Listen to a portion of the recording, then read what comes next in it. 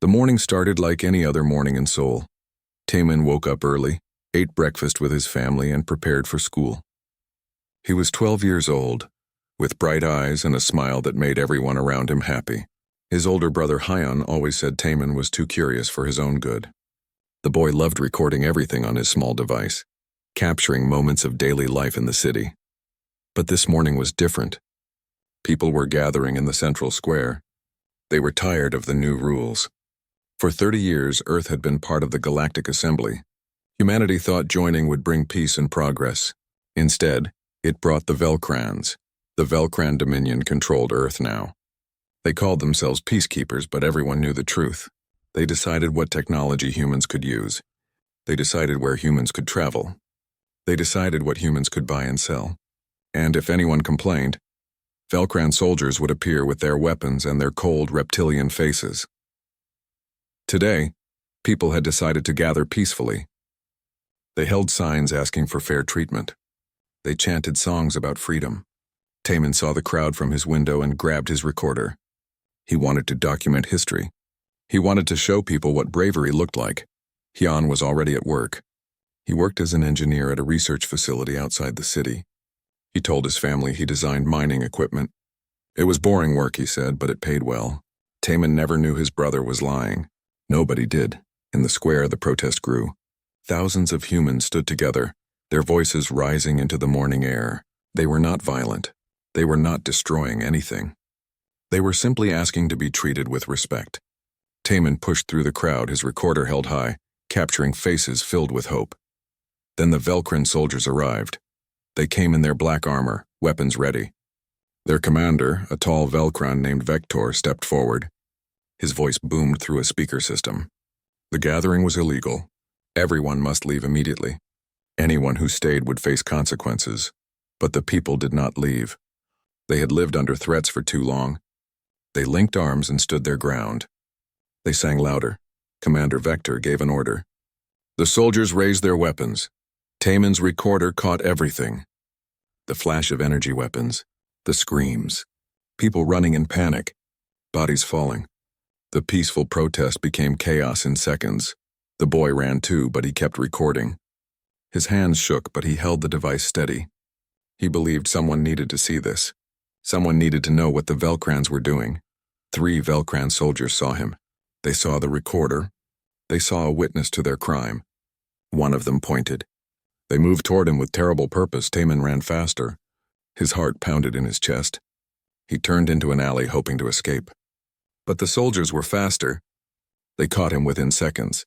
The recorder fell from his hands but kept transmitting. The lens pointed upward, showing Taemin's face as the soldiers surrounded him. He was terrified. Tears ran down his cheeks. "Please," Taemin said.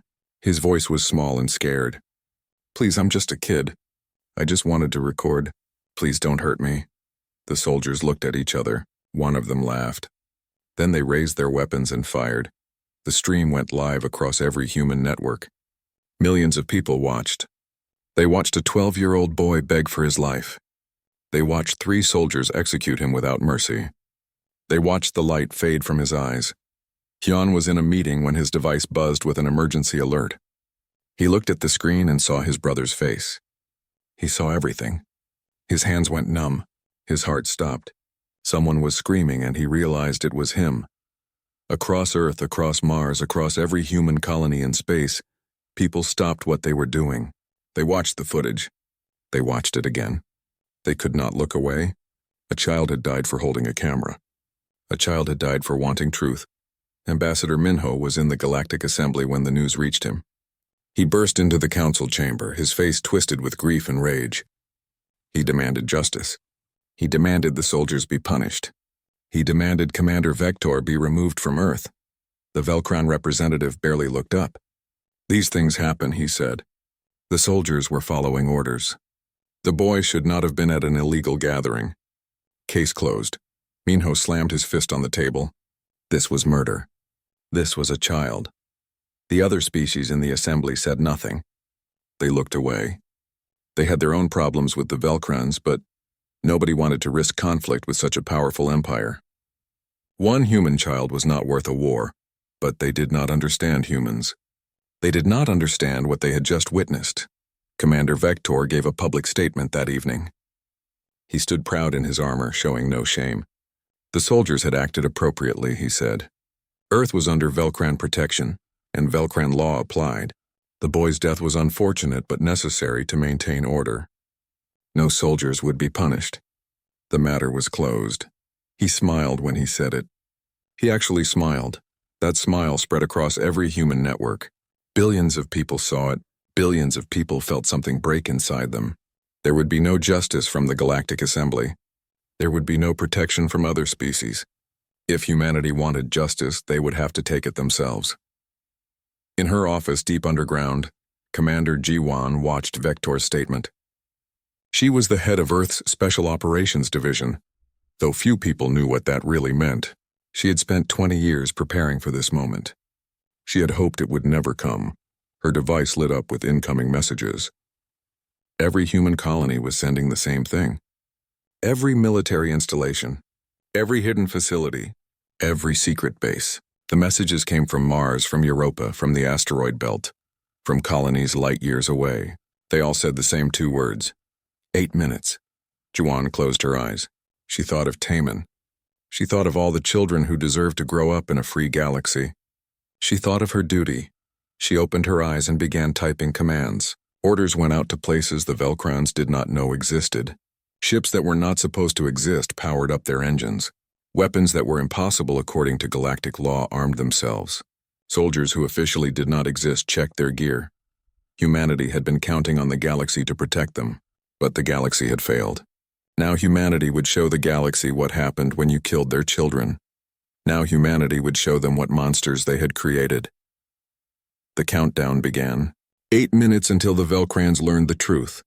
8 minutes until everything changed. 8 minutes until the galaxy burned. The message from G1 was simple. It contained coordinates, access codes, and a single word: Valkyrie. Hyun received it while sitting in his brother's empty room. He had not moved for hours. Taman's things were still scattered around. A school bag, drawing tablets, pictures of family. All the pieces of a life that had ended too soon. When the device buzzed, Hyun looked at it with empty eyes. Then he read the message. Then he stood up. His grief transformed into something colder, something harder. He had work to do. He drove to the research facility. To anyone watching, he was just another engineer going to his job. But Hyun took a different elevator than usual.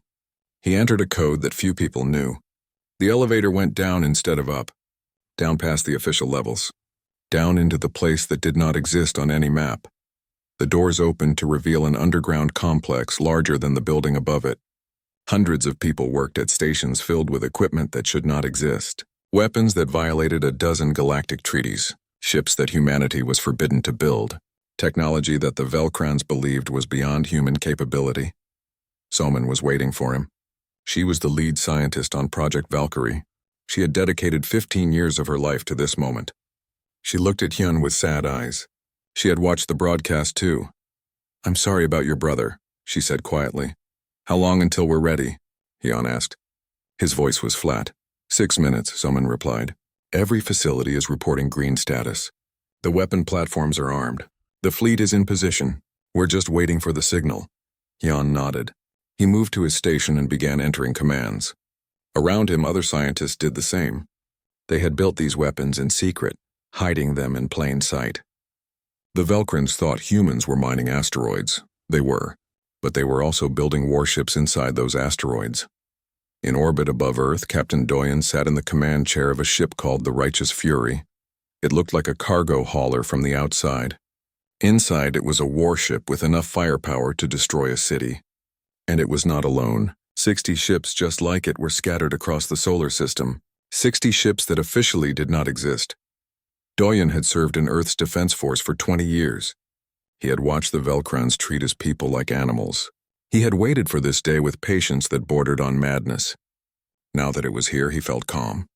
He felt ready. His crew was silent. They had all watched the broadcast. They all knew what was about to happen. Some of them were crying. Some of them were praying. All of them were determined. "Status report," Doyen said quietly. "All systems operational." his weapons officer replied. Targeting solutions locked on Velcran military station. Good, Doyen said. Stand by. Across the solar system on Mars, Kieran watched the countdown timer on her screen. She was the civilian leader of the Mars colony. She was also a former military commander who had helped design humanity's secret defense network. Mars looked peaceful on the surface. Underground, it housed factories that had been building ammunition and equipment for decades. The Martian population had been told they were preparing for possible alien threats. That was not a lie. They just had not known which aliens. Kieran's hands were steady as she prepared to give the order that would activate Mars's hidden defense grid, 40 weapon platforms disguised as communication satellites, 3 underground missile silos hidden beneath ice mining operations, a network that could turn Mars into a fortress in minutes. Somewhere in the digital space between networks, Junho worked his magic. He was the leader of humanity's best hackers. They called themselves the Ghost Collective. For years, they had been infiltrating Velcran systems, slowly, carefully, installing backdoors and collecting passwords, learning every secret. Now those secrets would become weapons. Junho's fingers flew across keyboards. Lines of code scrolled past his screens. He was inside every Velcran network in human space. Their ships, their stations, their communications, everything. 2 minutes, someone said over the comm system. Junho smiled. It was not a nice smile. They won't know what hit them. Back in the underground facility, Jiwan stood before a large display showing Earth and its surrounding space. Red dots marked Velcran positions. Blue dots marked human assets. There were so many blue dots. So many secrets. So many years of preparation. She opened a channel to Ambassador Minho in the Galactic Assembly. His face appeared on the screen. He looked older than he had that morning. Grief had aged him. It's time, Jiwan said. Are you ready? Minho took a deep breath. Yes, I'll make the statement. Remember, Jiwan said. They need to refuse. They need to show the galaxy who they really are. They will, Minho said bitterly. They can't help themselves. The ambassador turned to the Galactic Assembly. Every species was present. They had gathered to discuss the incident, as they called it. The murder of a child had become an incident. Something to discuss and then forget. Minho stood before them all. His voice was clear and hard. Humanity makes a formal demand to the Velcran Dominion. Surrender Commander Vector and the 3 soldiers who murdered Taman. They will face trial for crimes against a sentient being. You have 8 minutes to comply. If you refuse, there will be consequences. The Velcran representative laughed. Actually laughed. Other species in the assembly looked uncomfortable, but they said nothing. You dare to threaten us? The Velcran said. You are cattle-making demands of your farmers. We refuse. Commander Vector and his soldiers acted within their authority. This assembly is dismissed. He turned his back on Minho, on humanity, on justice. 7 minutes, Jiwan said quietly. Across Earth, the broadcast of Minho's demand played on every screen. People watched. They waited. The 8 minutes felt like an eternity. Parents held their children. Workers stopped working. Everyone waited to see what humanity would do. Hyun thought of Taman, of his bright smile, of his curiosity, of all the years he would never have. The boy who wanted to document history, the boy who became history. 5 minutes, someone announced. In the Velcran military station orbiting Earth, the commander barely noticed the human threat. Humans were weak. Humans were controlled. What could they possibly do? He ordered his soldiers to their posts anyway. Just a precaution. These cattle might try something stupid. 3 minutes, Doyen said aboard the Righteous Fury. His crew gripped their stations. Fingers hovered over weapon controls. Hearts pounded. This was it. This was the moment everything changed. 2 minutes. Soman watched her screens as weapon systems across the solar system came online. Beautiful machines designed for one terrible purpose. She had helped create them. She had hoped they would never be needed. But the Velcrons had made their choice. 1 minute, Jiwan said. She opened a channel to every human facility. Every ship. Every soldier. Everyone who had worked in secret for this moment. For Taman. For every human who died under Velcran rule. For our future. Show them who we are. The timer reached 0. Light them up, Jiwan said. Junho pressed a single button. Every Velcran system in human space went dark. Ships lost navigation. Stations lost life support. Communications cut off. Weapon systems shut down. They were blind and helpless in the void of space. At the same moment, humanity's hidden fleet fired. 60 ships unleashed hell on Velcran positions. The military station above Earth exploded in a ball of fire that lit up the night sky. People on the ground looked up and saw justice burning. Across 17 star systems, the same thing happened. Velcran assets that had oppressed humanity for 30 years simply ceased to exist. Ships, stations, weapons, everything. Gone. In coordinated strikes that happened within seconds of each other. The Galactic Assembly watched in shock as reports poured in. The humans had done this. The weak, cattle-like humans had just destroyed an entire military network in minutes. How was it possible? Mino stood before them with cold eyes. Humanity tried peace. You offered none. Humanity asked for justice. You refused. Now you will see what happens when you push us too far. The galaxy was silent, and humanity was just getting started. The war lasted 6 days. The galaxy would remember it as the shortest war in history. The Velcrans would remember it as the end of their empire. Captain Doyen's fleet moved through space like sharks through blood. The righteous fury led the way. Its weapons cutting through Velcran ships with brutal efficiency. Every shot was calculated. Every target was chosen. This was not random violence. This was surgical precision fueled by rage. Velcran cruiser at Mark III, his sensor officer called out. I see it, Doyen replied. Target their engines first. I want them alive to send a message.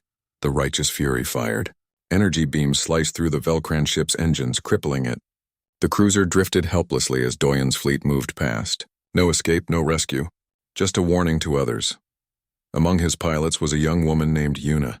She flew a fighter craft that danced between enemy fire like a leaf in wind. She had lost her father to Velcran brutality years ago. Now she had a chance to make them pay.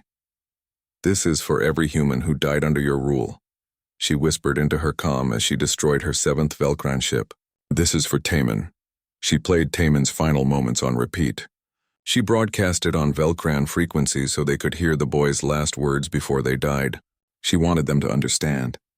She wanted them to know exactly why they were dying.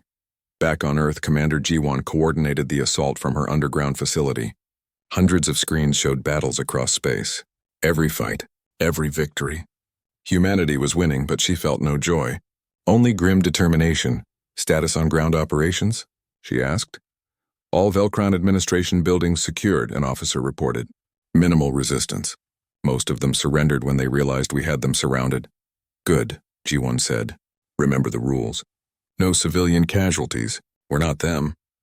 That was the order given to every human soldier. Fight hard, fight smart, but never become the monsters they were fighting.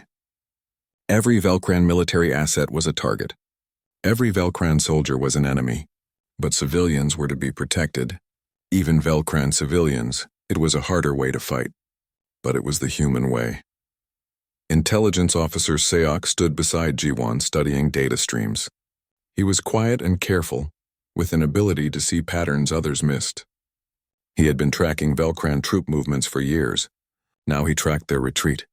They're pulling back to their core world, Seok said. The 3 soldiers who killed Taman have been moved to Velcros Prime. It's their fortress world.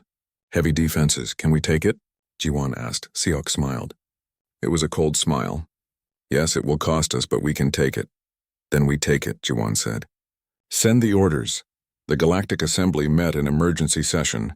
Species who had ignored humanity's pleas now demanded humanity stop its assault. The Velcran representative screamed about war crimes and illegal weapons. The irony was lost on him. Ambassador Minho sat calmly through their demands. When they finally quieted down, he spoke. You want us to stop? Come stop us. Silence filled the chamber. No one moved. No one spoke.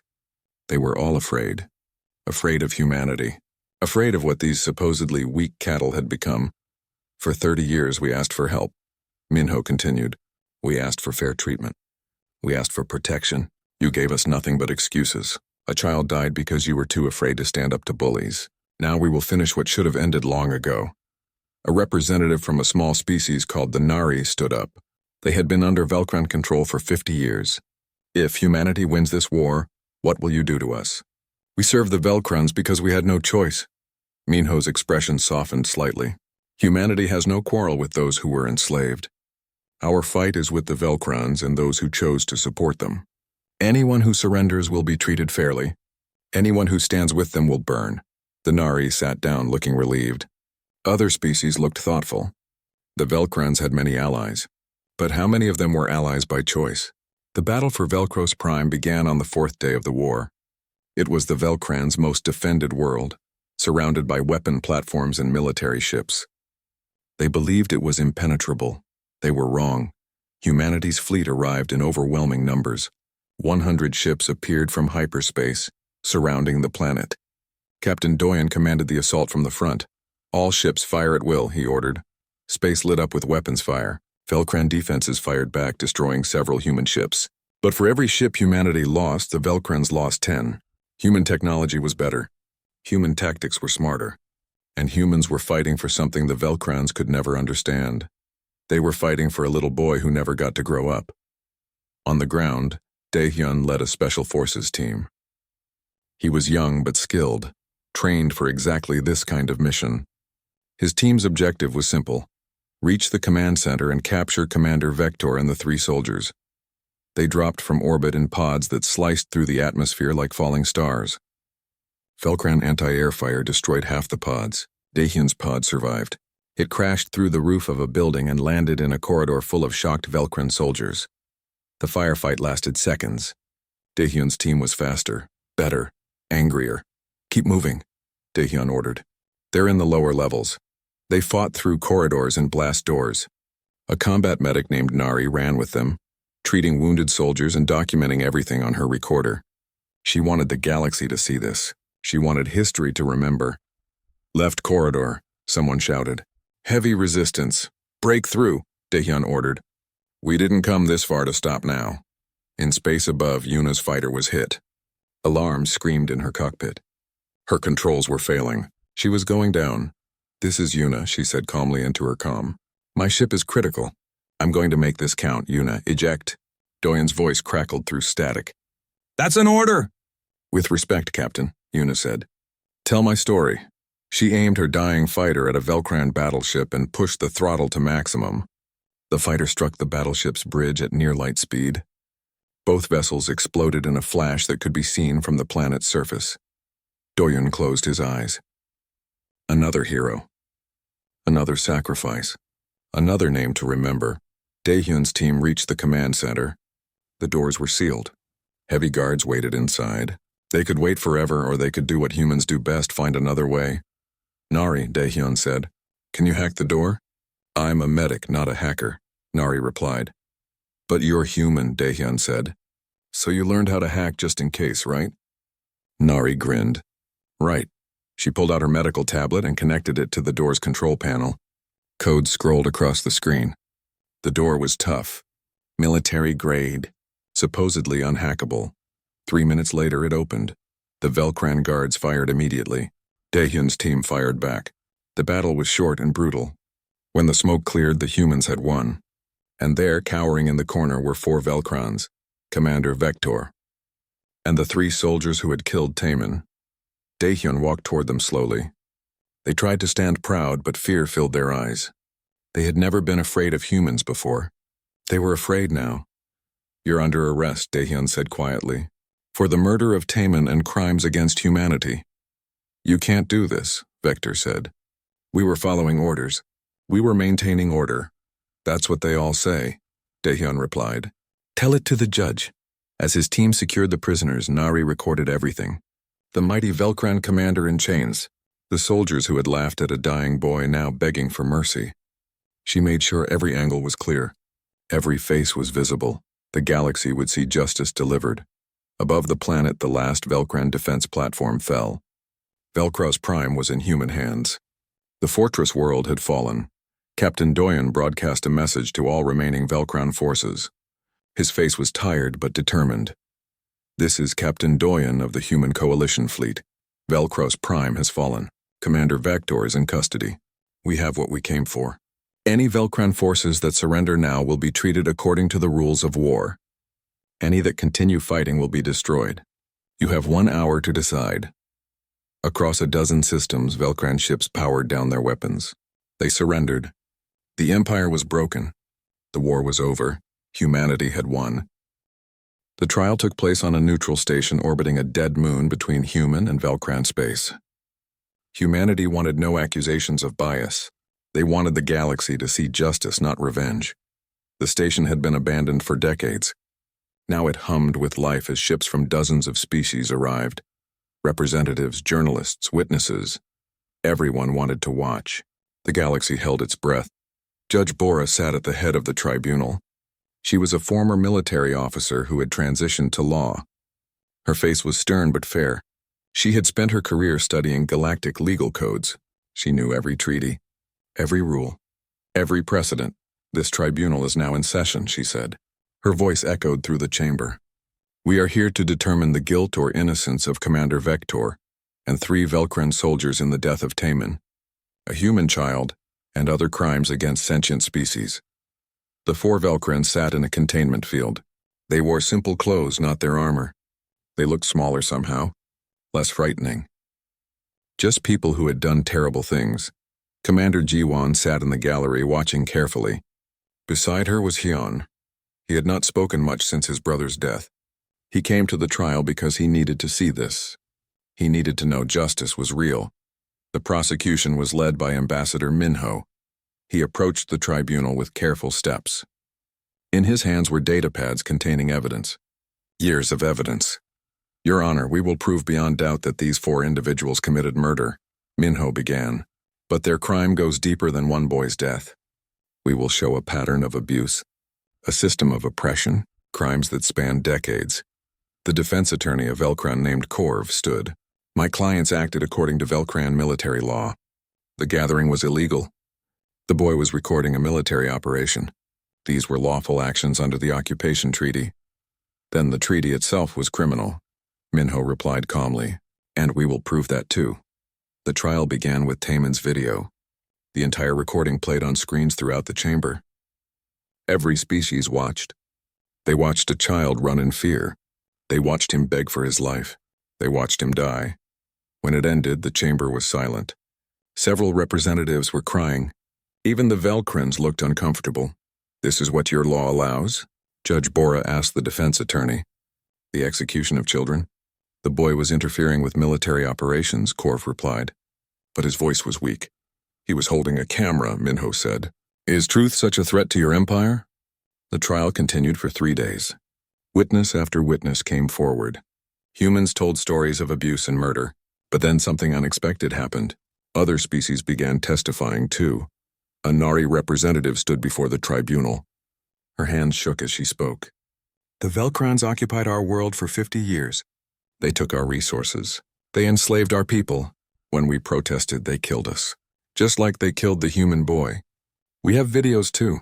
Do you want to see them? The tribunal did. More videos played. More deaths, more crimes. The Velcrans had done this to dozens of species. Humanity was not unique. They were just the first to fight back and win. A former Velcran ally named Hagen stood to testify. He was old with gray skin and tired eyes. He had been a colonial administrator. I watched my people commit these crimes for years, Hagen said. I told myself it was necessary, that we were bringing order to chaos. But watching that child die, I realized the truth. We were not peacekeepers. We were conquerors. And I am ashamed. His testimony shocked the chamber. A Velcran speaking against his own people, admitting the truth. What would you have humanity do? Judge Bora asked him. What they are doing now, Hagen replied. Showing us what justice looks like. Showing us there are consequences for cruelty. On the 4th day, the evidence phase ended. The tribunal had seen and heard everything.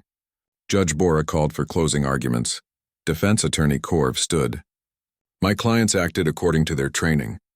They followed orders. In war, terrible things happen. But that does not make every soldier a criminal.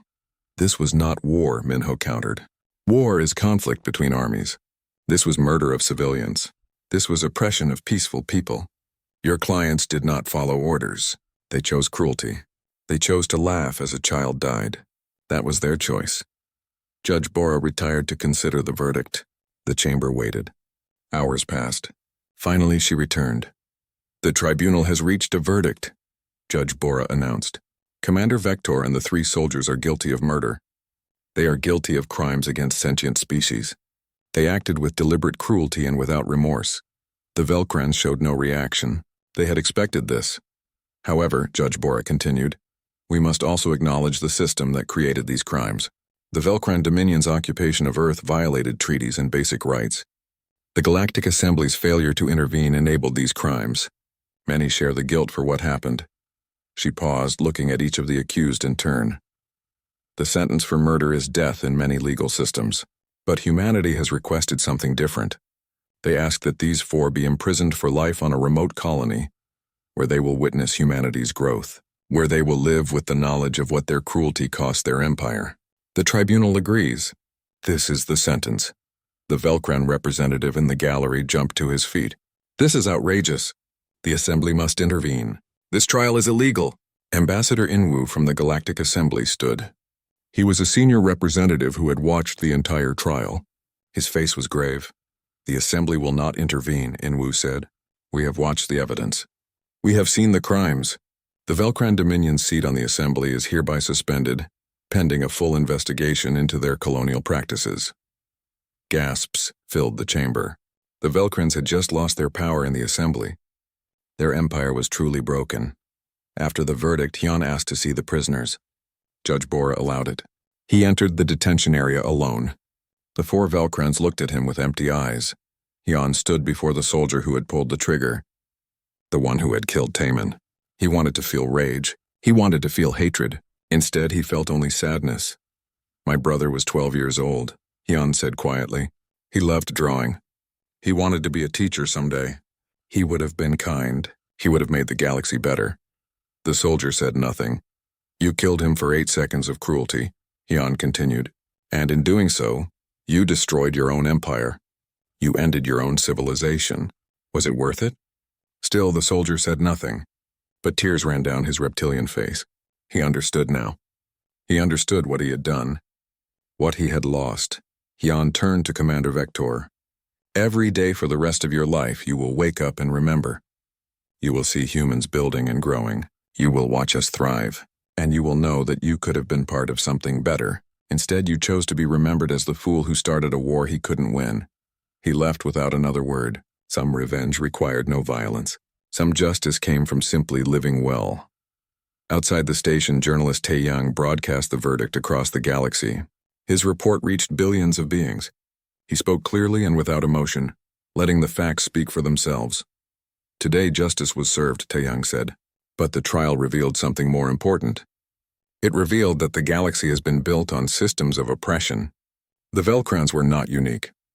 They were simply the ones who got caught. How many other species suffer under cruel masters? How many other children have died while the Assembly looked away? His words sparked something. Across the galaxy, oppressed species began to speak up. They shared their stories. They demanded change. The trial had become more than justice for one boy. It had become a catalyst for revolution. 27 Velcran colony worlds declared independence that week. Some asked to join humanity. Others simply wanted freedom. The Velcran Empire, which had spanned 100 systems, fractured into pieces. Hagen, the Velcran who had testified against his people, approached Ambassador Minho after the trial. My people will need help, Hagen said. We have resources, but our infrastructure is collapsing. Will humanity help us after everything we did? Minho looked at him for a long moment. Then he nodded. Humanity fights tyranny, not people. We will help any who ask, but there will be conditions. Fair treatment of all species. No more occupation. No more cruelty. Agreed, Hagen said. Relief washed over his face. Thank you. That night, Hyun stood on the observation deck of the station looking out at the stars. Jiwon joined him. They stood in silence for a while. Did we do the right thing? Hyun asked quietly. Yes, Jiwon said. But the right thing is not always the easy thing. We will carry this weight forever. My brother would be proud, Hyun said. He always believed in justice. Then we honor him by building a galaxy where no other child has to die like he did. They stood together, watching the ships depart. The trial was over. The war was over. But the real work was just beginning. 6 months after the trial, humanity looked different. Not just humans, but their place in the galaxy. They were no longer the weak species everyone ignored. They were the species everyone watched carefully. Commander Jiwon stood at the window of her new office. It was above ground now, no more hiding in secret bunkers. She led the Human Systems Coalition, an organization dedicated to protecting freedom across the galaxy. Ships bearing their symbol patrolled dozens of systems, not as conquerors, as protectors. Commander, the delegation from the Yoran system is here, her assistant said. Jiwon turned. Send them in. 3 Yoran representatives entered. They were small, insect-like beings with nervous movements. They had been under Velcran control until the war. Now they were free but struggling. Thank you for seeing us, their leader said in halting human language. We need help. Our world is starving. The Velcrans took everything. We do not know how to rebuild. We will help, Jiwon said simply. But you must understand our terms.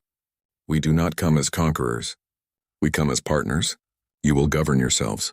We will provide resources and protection until you are stable. Fair trade, fair treatment. These are our only demands. The Yoran leader's eyes widened. That is all? You want nothing else?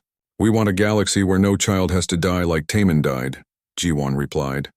Human or alien? If you can promise to work toward that goal, we will help you. The Yorans agreed immediately. They were the 15th species to join the coalition of free systems. There would be many more. On Mars, Kieran oversaw the transformation of former Velcron colonies. It was delicate work. These worlds had known only oppression. Now they had to learn freedom. Some adapted quickly. Others struggled. The Dran colony is having issues, her assistant reported. They keep asking us to make decisions for them. They don't understand they're in charge now. Kieran sighed. Send teachers. Not soldiers, teachers. They need to learn how to govern themselves. It will take time. How much time? As long as it takes, Kieran said. We didn't fight a war just to become the new tyrants. That was humanity's greatest challenge. They had the power to rule the galaxy. They had the weapons. They had the respect born of fear. But they had to be better than the Velcrans. They had to prove that strength and kindness could coexist. In a research facility on Europa, Soman worked with alien scientists. They were developing new technologies together. Not weapons this time. Medical equipment, agricultural systems, clean energy, things that would help everyone. This is amazing, a Nari scientist said, looking at Somin's designs. The Velcrans kept this knowledge from us. They wanted us dependent. That was their mistake, Somin said. Progress shared is progress multiplied. We all benefit when we work together. She had adapted her weapons research into peaceful applications. The quantum displacement technology that had destroyed Velcran ships now powered faster-than-light communications. The energy shields became protective domes for colonies on harsh worlds. Every weapon became a tool. Taman would have liked that, she thought. The boy who loved knowledge, who died for wanting to share truth. His legacy would be a galaxy that valued learning over control. The Galactic Assembly had changed too. The old guard was gone, replaced by representatives who had learned from humanity's war. Ambassador Minho addressed them on a cool morning. 6 months ago, this assembly failed, Minho said. You watched a child die and did nothing. Today I ask you to be better. The coalition of free systems is not a replacement for the assembly. It is a reminder that peace must be earned through justice, that power must be tempered with mercy. An alien representative stood. What if we disagree with human methods? What if we see your coalition as a threat? Then talk to us, Minho replied. We are not perfect. We make mistakes. But we listen. We learn. We adapt. That is what makes us human, and we hope you will join us in building something better than what came before. Slowly, species began to work with humanity, not out of fear, though fear was there, but out of hope. Hope that the galaxy could change. In a classroom on Earth, young Yojin sat with students from 6 different species. She was 8 years old, too young to remember the war clearly. But she knew the stories. Everyone knew the stories. Their teacher, a kind human woman, was showing them a virtual tour of Taman Station. It orbited Earth, a beautiful structure of metal and glass, part memorial, part school, part museum. Why is it called Taman Station? A small Yoran student asked. The teacher smiled sadly. Taman was a boy who loved learning. He died trying to share truth with the world. This station exists so we never forget him. So we never forget why we fight for freedom. Yojin raised her hand. My parents said he was just a normal kid. Like us. Yes, the teacher said. He was exactly like you. He went to school. He had family. He had dreams. That's what makes his story important. He was not a soldier. He was not a hero who chose to fight. He was just a child in the wrong place at the wrong time. And his death changed everything. Later, the class took a field trip to Taman Station. They walked through halls filled with history. They saw artifacts from the war. They saw videos of the trial. They learned about justice and mercy. In the central chamber was a statue. Taman, forever 12 years old, holding his recorder. His face was kind and curious. Around the statue were the names of everyone who died in the war, human and alien alike, even Velcrans. Why are the bad guys' names here? A student asked. Because they were people too, the teacher explained. They made terrible choices, but we remember them so we understand that anyone can choose cruelty, and anyone can choose to be better. Yojin stood before the statue for a long time. She thought about being 12, about all the things she wanted to do, about how scary it must have been to die so young. I'll remember you, she whispered to the statue. I promise. Across the galaxy, Captain Doyen commanded a new kind of fleet, the Human Coalition Defense Force. His ships still carried weapons, but they rarely used them. Most of his work now was escorting trade ships, rescuing stranded colonies, and exploring new systems. Captain, we're receiving a distress call, his communications officer said. A Velcron merchant ship is under attack by pirates. Doyen did not hesitate. Set course. Maximum speed. His crew knew what to do. They had done this dozens of times. It did not matter that the ship was Velcron. It mattered that someone needed help. They arrived to find the merchant ship surrounded by 3 pirate vessels. Doyen opened a channel to the pirates. This is Captain Doyen of the HCDF. Leave now and you will not be harmed. Stay and you will be destroyed. The pirates knew that name. Everyone knew that name. They scattered without firing a shot. The Velcron captain's face appeared on the screen. He looked shocked. You saved us. After everything our people did to yours. We judge individuals, not species, Doyen replied. You needed help. We provided it. Safe travels, it was a small moment. But small moments added up. Each act of kindness, each choice to help instead of harm, each time humanity proved they meant what they said about justice and mercy. Hyun completed his greatest work 6 months after the trial. A garden on Taman Station. It filled an entire wing with plants from every world in the coalition. Human roses grew beside Nari frost flowers. Velcron sun trees provided shade for Yoran crystal vines. It's beautiful, Jiwon said, walking with him through the paths. Taman loved gardens, Hyun said quietly. He used to help our mother with hers. He said plants proved that different things could grow together if you gave them good soil. Smart kid, Jiwon said. The smartest, Hyun agreed. His voice was sad but not broken. He had found purpose in honoring his brother's memory. Every day he worked to make the galaxy better. Every day, he proved that grief could become something constructive. In a remote prison colony, Commander Vector watched the news broadcasts. He saw humanity helping former enemies. He saw species working together. He saw the galaxy transforming into something he did not recognize. The guard delivering his meal was a young human woman. She placed the tray down carefully. Anything else you need? Vector looked at her in surprise. After everything, they still treated him with basic dignity. They did not torture him. They did not abuse him. They simply kept him here, watching everything he could have had if he had made different choices. Why? He asked. Why do you treat us well? We killed your people. The guard considered his question. Because if we become like you were, then you win. Our humanity is our strength, even here, even with you. She left him alone with his thoughts, with his regrets, with the endless years ahead knowing he had destroyed his empire for 8 seconds of cruelty. That night, Ambassador Minho gave a speech to the Galactic Assembly. Representatives from 80 species attended. The chamber was full of hope for the first time in decades. 6 months ago, a child died, Minho said. His name was Taman. He was not a soldier. He was not a leader. He was just a boy who wanted to see the truth. His death sparked a war. But from that war came something unexpected. It came a reminder that we all have a choice. Every day we choose between cruelty and kindness, between oppression and freedom, between fear and hope. He paused, looking around the chamber. Humanity chose hope. We fought for it. We bled for it. And now we offer it to you. Join us, build with us. Create a galaxy where no parent has to bury their child.